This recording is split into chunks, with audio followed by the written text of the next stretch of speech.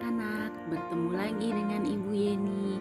Materi kita kali ini adalah faktor pendorong dan menghambat kerjasama dan juga bentuk-bentuk kerjasama antar negara ASEAN.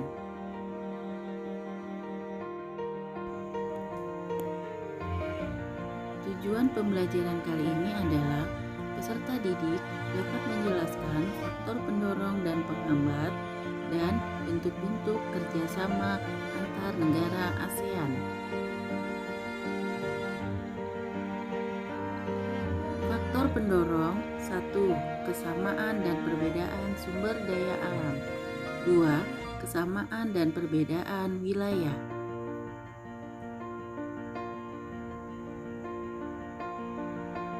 Faktor penghambat: 1. Perbedaan ideologi. 2. Konflik dan peperangan. 3. Kebijakan protektif. Dan 4. Perbedaan kepentingan. Bentuk-bentuk kerjasama: bidang sosial budaya, bidang politik dan keamanan, bidang pendidikan, dan bidang ekonomi. Bidang sosial budaya tujuannya agar tercipta kerukunan dan kemajuan bersama.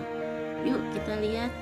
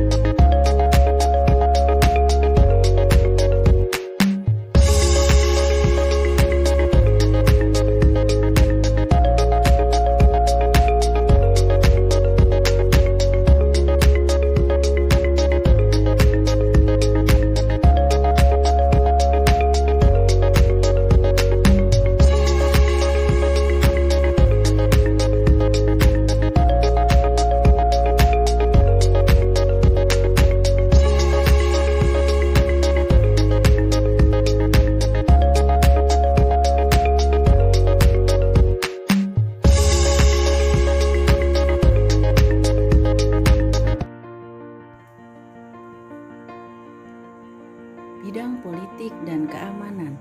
Tujuannya untuk menciptakan keamanan, stabilitas, dan perdamaian antar negara ASEAN. Assalamualaikum warahmatullahi wabarakatuh. Kerjasama ASEAN di bidang politik dan keamanan. Pada awal berdirinya, ASEAN tidak menyelenggarakan kerjasama dalam bidang politik. Namun, dalam perkembangannya, kerjasama dalam bidang politik dirasa penting. Hal ini disebabkan keadaan politik di kawasan Asia Tenggara akan berpengaruh terhadap stabilitas keamanan di kawasan Asia Tenggara. Berikut ini beberapa bentuk kerjasama dalam bidang politik antar negara ASEAN. Yang pertama, Deklarasi Kawasan Damai, Bebas dan Netral, atau Zone of Peace, Freedom and Neutrality, yang disampaikan di Kuala Lumpur, Malaysia pada tanggal 27 November 1971. Zone of Peace, Freedom and Neutrality atau SOPFAN dimaksudkan untuk mencegah adanya campur tangan pihak luar. Dengan demikian, negara-negara ASEAN dalam melakukan pembangunannya masing-masing dalam suasana damai.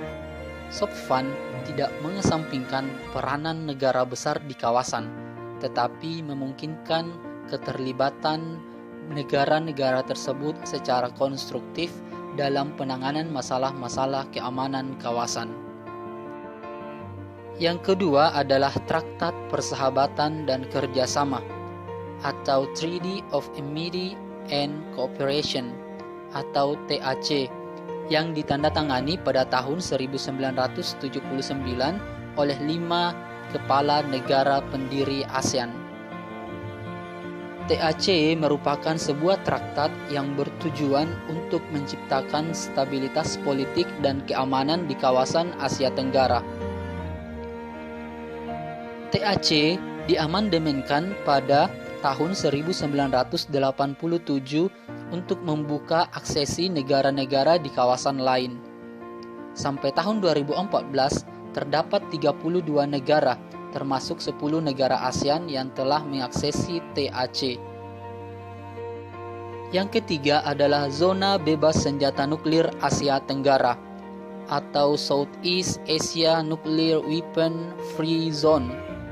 Merupakan sebuah traktat yang bertujuan untuk mewujudkan kawasan Asia Tenggara yang bebas dari nuklir.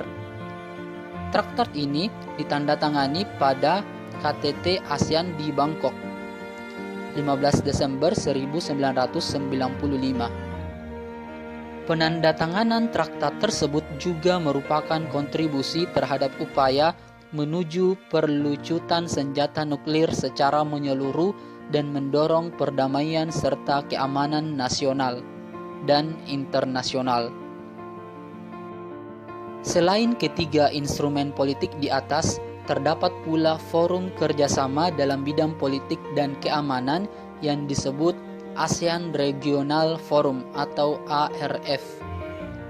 Beberapa bentuk kerjasama politik dan keamanan di ASEAN antara lain sebagai berikut. Yang pertama, Traktat Bantuan Hukum Timbal Balik di bidang pidana. Yang kedua, Konvensi ASEAN tentang Pemberantasan Terorisme.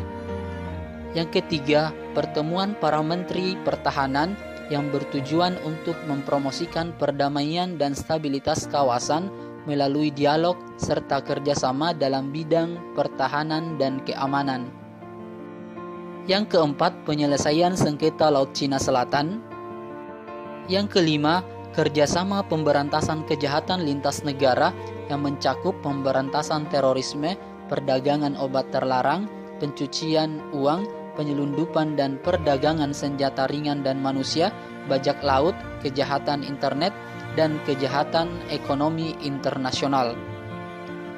Yang keenam adalah kerjasama di bidang hukum, imigrasi dan kekonsuleran, serta kelembagaan antar parlemen. Oke, sekian. Assalamualaikum warahmatullahi wabarakatuh.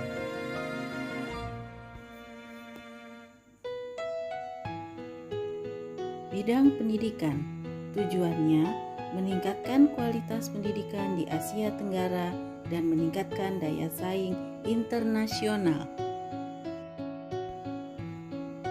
Beberapa kerjasamanya: 1. ASEAN Council of Teacher Convention, 2. Penawaran beasiswa, dan 3. Olimpiade Sains.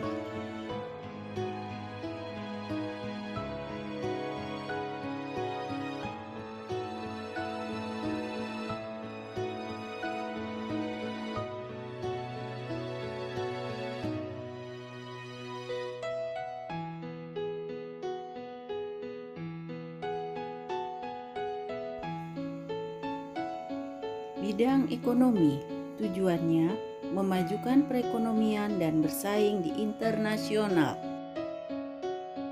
Assalamualaikum warahmatullahi wabarakatuh. Kerjasama ASEAN di bidang industri. Kerjasama antar negara ASEAN di bidang industri terbagi atas dua, yaitu Proyek Industri ASEAN dan Kerjasama Industri ASEAN. Yang pertama adalah Proyek Industri ASEAN atau ASEAN Industrial Projects (AIP). Proyek Industri ASEAN dilakukan untuk kemajuan bersama negara-negara anggota ASEAN. Beberapa proyek industri ASEAN meliputi industri pupuk, tembaga, vaksin, dan abu soda.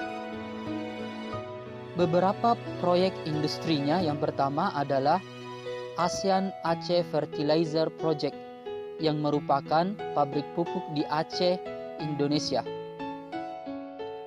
Yang kedua adalah ASEAN Urea Project yang merupakan pabrik pupuk di Malaysia. Yang ketiga adalah ASEAN Copper Fabrication Project yang merupakan pabrik industri tembaga di Filipina. Yang keempat adalah ASEAN Vaccine Project yang memproduksi vaksin di Singapura. Yang kelima, ASEAN Rock Salt Soda Ash Project yang memproduksi abu soda di Thailand. Yang kedua adalah kerjasama industri ASEAN atau ASEAN Industrial Cooperation (AICO). Kerjasama industri ASEAN ditandatangani pada bulan April 1996 dan berlaku efektif pada bulan November 1999. Kerjasama ini merupakan skema kerjasama antara dua atau lebih perusahaan di kawasan ASEAN dalam memanfaatkan berbagai sumber daya yang dimiliki oleh masing-masing perusahaan dalam rangka memproduksi suatu barang yang bertujuan meningkatkan daya saing perusahaan ASEAN. Kerjasama industri ASEAN diharapkan akan mendorong kerjasama industri antar negara ASEAN dan mendorong investasi pada industri berbasis teknologi dan kegiatan yang memberikan nilai tambah pada produk industri. AICO juga memberikan kesempatan luas kepada perusahaan di negara ASEAN untuk saling bekerja sama guna menghasilkan produk dengan menikmati preferensi atau prioritas tarif.